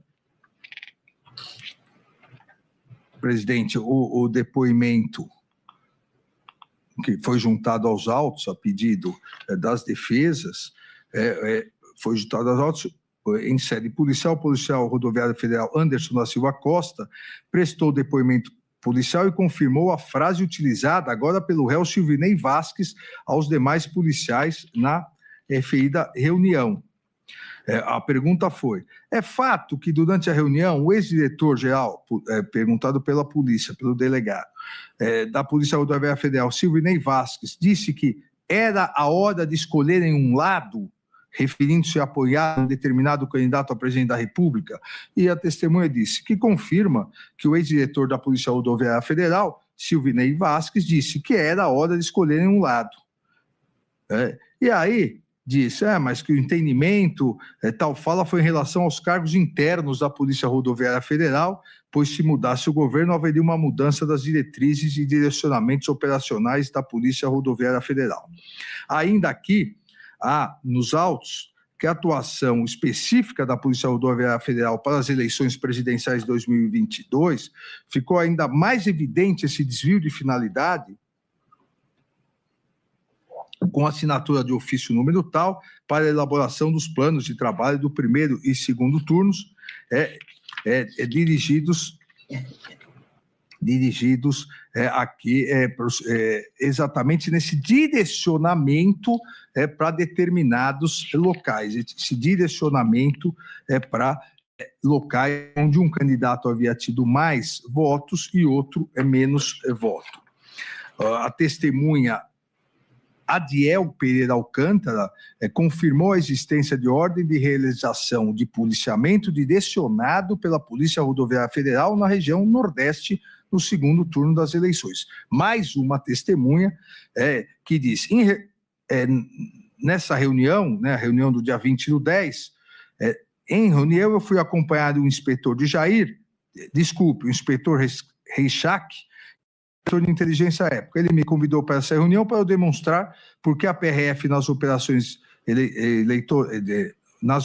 eleições, formou um gabinete de crise. Essa reunião foi tratada sobre operações eleitorais. Em reunião foi dentro da diretoria de operações.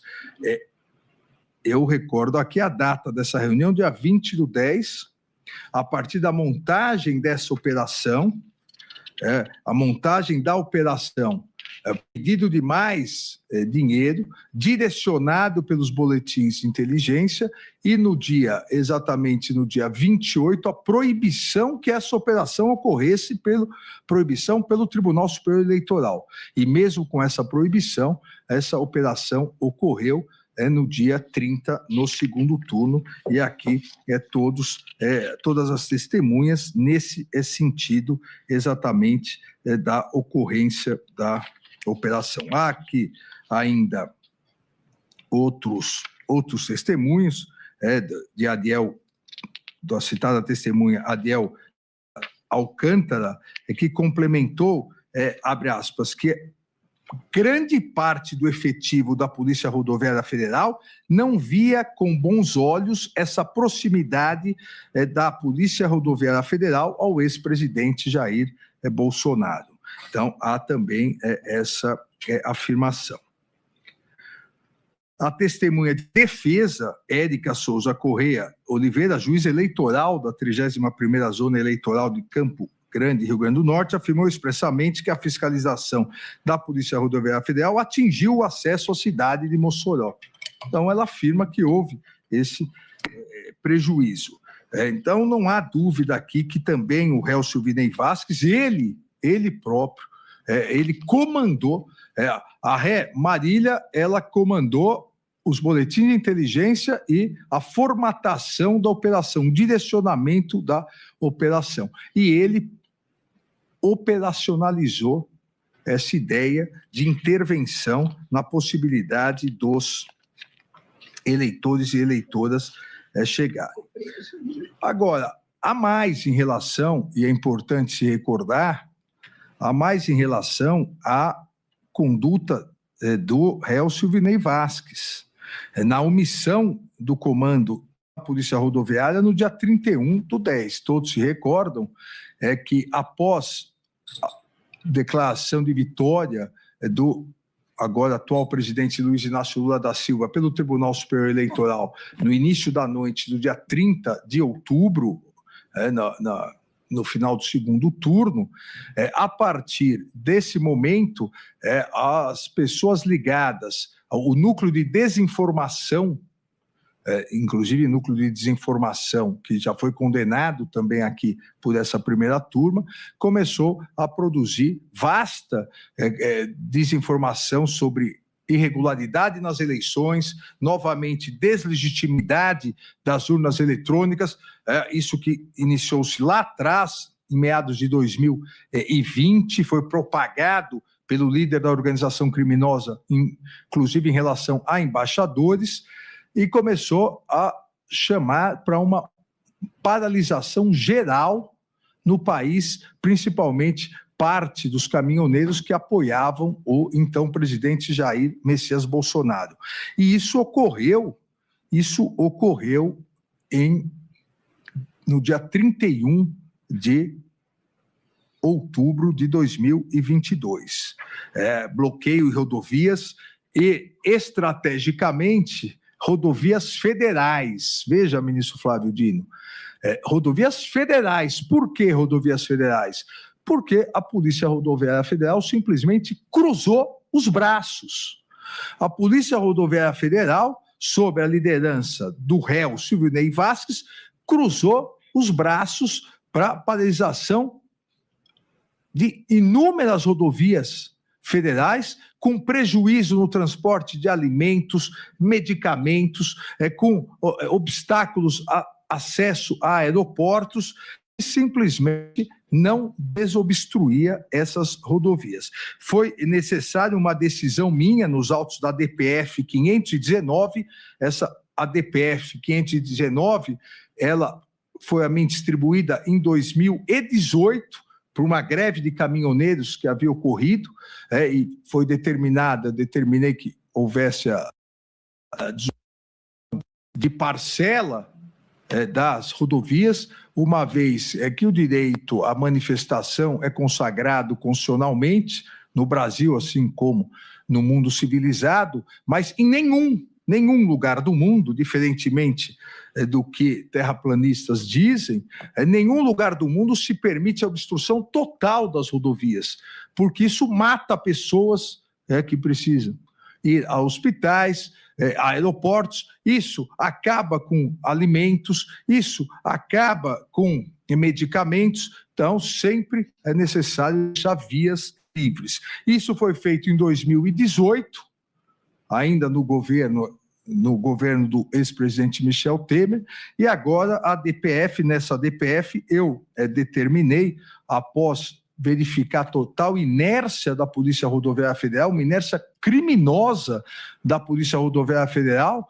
determinei em cada um dos estados que a Polícia Militar realizasse essa desobstrução. E aqui, ministra Carmen, é interessante, porque não existe em lugar nenhum, nem na Constituição, nem na legislação, que só quem pode desobstruir rodovias federais é a Polícia Rodoviária Federal.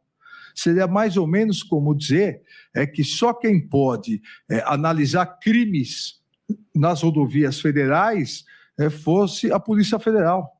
Não há essa previsão constitucional, essa previsão legal. A rodovia federal que está dentro do Estado também é competência do Estado verificar a segurança pública. E somente após a determinação para que as polícias militares, sob pena de responsabilização direta dos governadores, porque alguns, lamentavelmente, também se omitiram, no dia 1º, as polícias militares entraram em cena e desobstruíram todas as rodovias.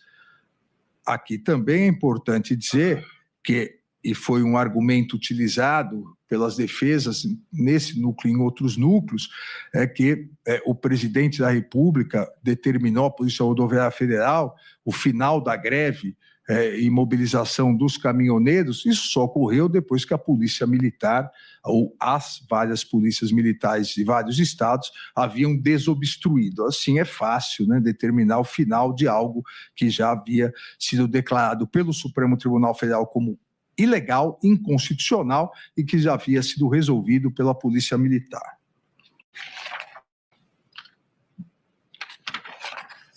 Dessa forma,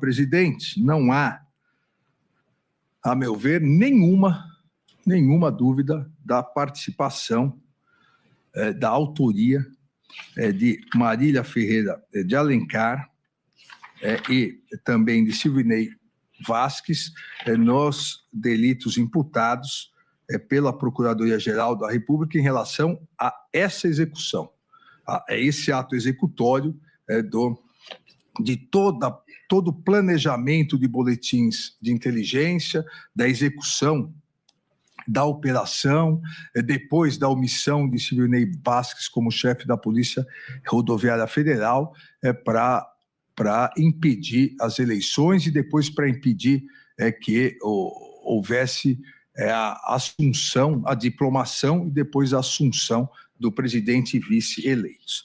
Agora, presidente ministro Flávio, ministra Carmen, ministro Zanin, nesse tópico aqui, nesse tópico em relação a todo o planejamento, a toda a execução da operação da Polícia Rodoviária Federal, me parece existir dúvida razoável em relação ao réu Fernando de Souza Oliveira, em que pese, em várias conversas, ele ter participado, e nós vimos algumas respostas que não tem nenhuma ligação, estou bêbado, isso, aquilo, mas efetivamente não só ele diz no seu interrogatório, mas as testemunhas dizem que ele não teve nenhum contato com os boletins de inteligência, que ele não pediu nenhum boletim de inteligência, depois nenhum boletim de inteligência chegou a ele, para que ele analisasse os boletins de inteligência, para que ele determinasse algo. Eventualmente, seria possível dizer que ele tinha conhecimento? Sim, eventualmente seria possível dizer, mas há dúvida realmente razoável se ele estava conscientemente, com dolo, e aí há necessidade, a figura é dolosa, se ele estava com consciência e liberdade na sua atuação, visando aderir a esse movimento golpista, a essa organização criminosa, no sentido de impedir a regular a eleição, de impedir que houvesse, que os eleitores e eleitoras pudessem chegar até as urnas. A própria testemunha de acusação, já citada várias vezes, Clebson Ferreira de Paula Vieira, disse, ao ser indagado, se o doutor Fernando lhe deu alguma ordem direta a confeccionar os boletins de inteligência, disse não. O senhor participou de alguma reunião com o doutor Fernando relacionada a boletim de inteligência? Ele disse não. Então, não há, ao meu ver, aqui prova cabal de participação nesse tópico de Fernando de Souza Oliveira. A outra testemunha também que embasou toda a acusação em relação a Ré Marília, Adiel Pereira de Alcântara, disse, nunca estive com o doutor Fernando. Então, nunca esteve nenhuma reunião com o doutor Fernando. E há um outro argumento muito forte aqui que leva a essa dúvida razoável. A defesa do réu, Fernando de Souza Oliveira, juntou elementos de prova que demonstram que o réu, nesse período de eleições de 2022, se posicionou contrário ao repasse extra de recursos à Polícia Rodoviária Federal. Ele próprio assinou ofício. Ou seja, e depois um outro ofício assinado também por ele, concordando com a recusa do aumento de verbas financeiras a serem destinadas à Polícia Rodoviária Federal em 20/10 de 22.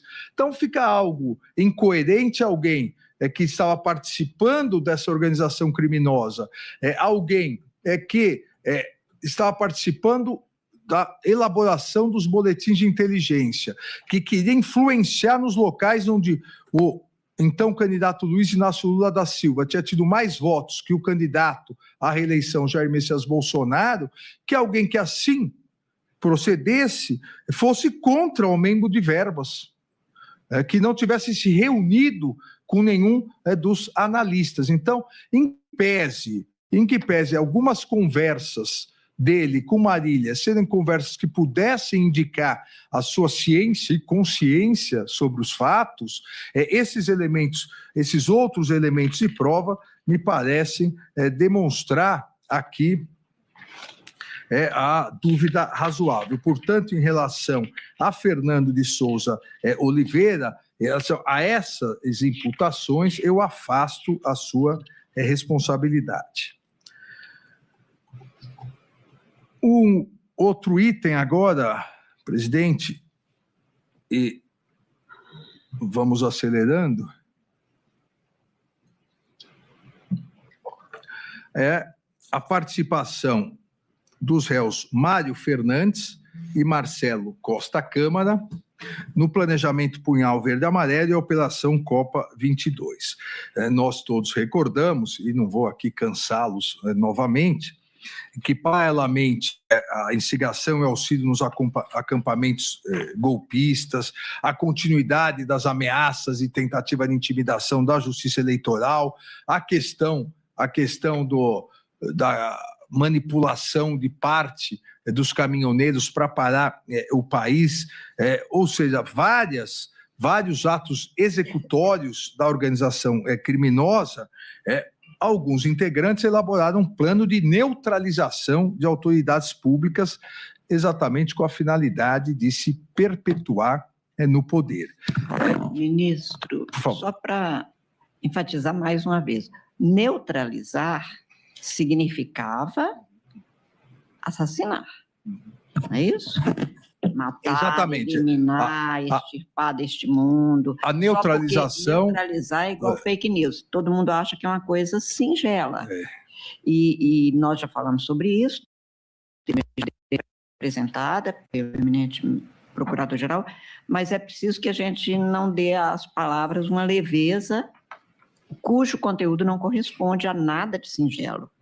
Neutralizar era para eliminar, e houve uma tentativa aqui, comprovada até aqui, de que se pretendia era acabar, quer dizer, na hora que fizeram o roteiro, seguiram, etc., era neutralizar. Não significa uma palavra simples como a senhora, e narrei aqui o comentário. Não tem nada demais. Não. É que neutralizar não é uma palavra do vocabulário comum de um brasileiro, de uma brasileira. Neutralizar para nós é outra coisa. Então, é tornar neutro. E neste caso, não. Era um ato que visava a prática criminosa, e por isso é que só enfatizando e agradecendo, e pedindo desculpas pela interrupção, agradecendo. Eu que agradeço, ministra Carmen, exatamente, foi localizado no dispositivo eletrônico do general Mário Fernandes, né, integrante dessa organização criminosa, o arquivo Fox 2017, continha um texto intitulado Planejamento Punhal Verde e Amarelo, qual estruturava o quê? Exatamente o que Vossa Excelência agora diz. Um plano para tentar contra a vida, ou seja, para assassinar, para matar o ministro relator, eu, então presidente do TSE, e os candidatos eleitos Luiz Inácio Lula da Silva e Geraldo José Rodrigues Alckmin Filho.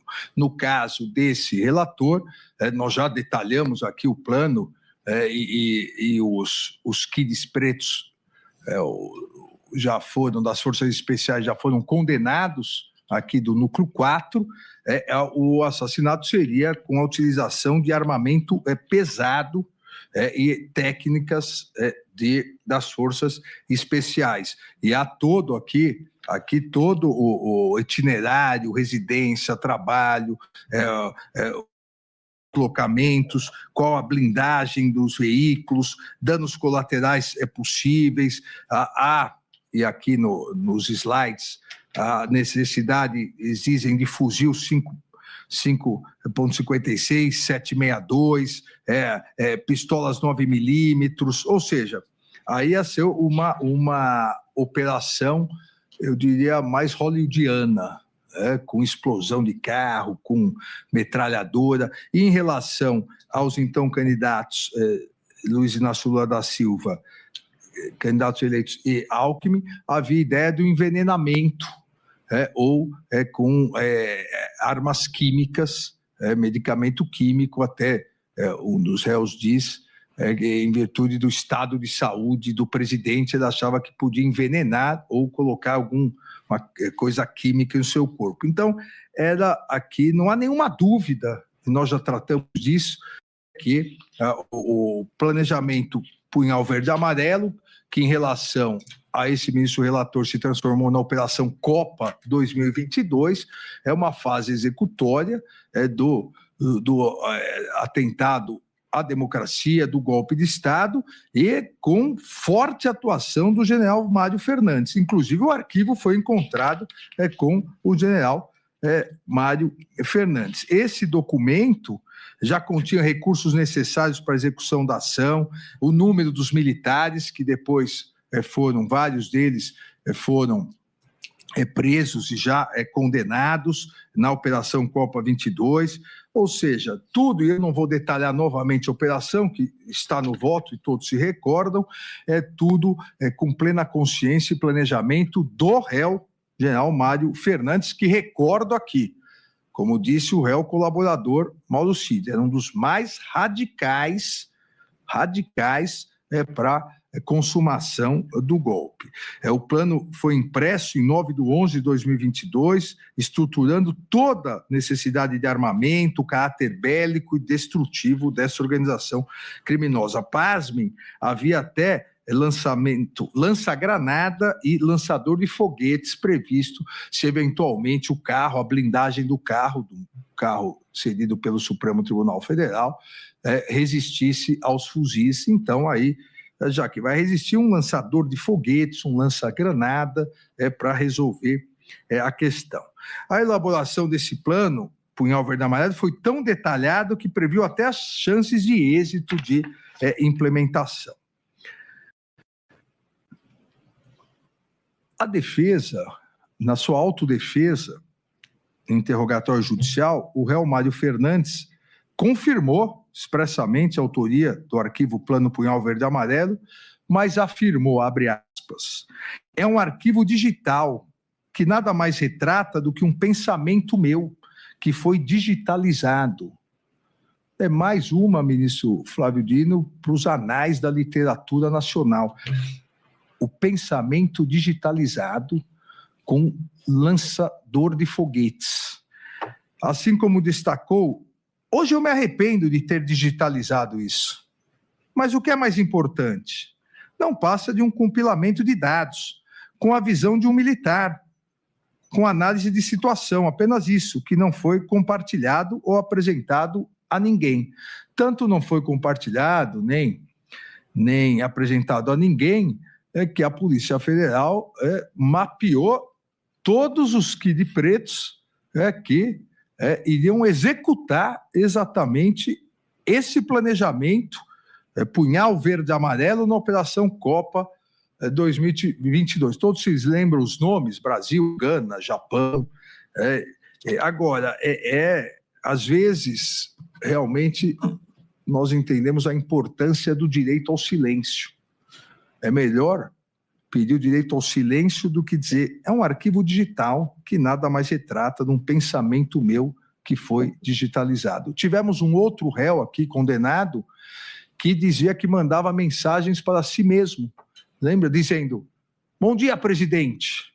Presidente, vamos fazer isso, isso, isso, isso. E ao ser indagado, mas por que você se chamava de presidente? Não, era só para eu poder pensar melhor, ou como diria aqui, digitalizar melhor meu pensamento. E por que disse isso? Porque não há defesa possível quando a impressão do documento Punhal Verde e Amarelo, posteriormente renomeado para PLJ Docs, quando a impressão foi feita no Palácio do Planalto, todos se recordam aqui, já cheguei a me referir isso em outras, principalmente no núcleo crucial, foi feita no Palácio do Planalto no dia 9/11 de 2022, posteriormente levado ao Palácio do Alvorada, considerando o registro de entrada do réu Mário Fernandes, na mesma data, às 17h48 e a saída às 18h56, quando ele foi conversar com o líder da organização criminosa, Jair Messias Bolsonaro, sobre o planejamento. Imprimiu no Palácio do Planalto e foi levar em reunião com o presidente da República, então o presidente da República, o líder da organização criminosa, no Palácio do Alvorada. E tudo isso é documentado, as provas todas elas documentadas.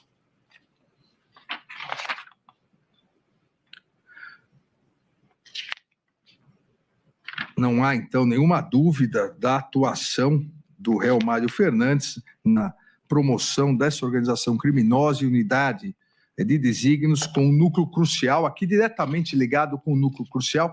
Essa, ministro Zanin, é outra questão importante, e já todos nós, nos vários votos, temos destacado, que mostra realmente tratar-se de uma organização criminosa que se apoderou dos órgãos estatais, porque a correlação entre elas, a comunicação capitalizada muito pelo réu colaborador, uma vez que o réu colaborador era ajudante de ordens do líder da organização criminosa, mas também as correlações reflexas, porque todos, ou a maioria dos militares, a maioria era de forças especiais, dos kids pretos. Então, mostra aqui realmente a atuação direcionada a um único foco, o foco de manutenção do poder à força, nem que para isso precisassem matar autoridades, destruir instituições e gerar o caos social no Brasil. Ainda comprovou-se que esse conteúdo apreendido em posse de Mário Fernandes foi usado na reunião na residência do réu, já condenado Walter Souza Braga Neto, aquela reunião que todos recordamos, organizada pelo réu colaborador Mauro César Barbosa Cid.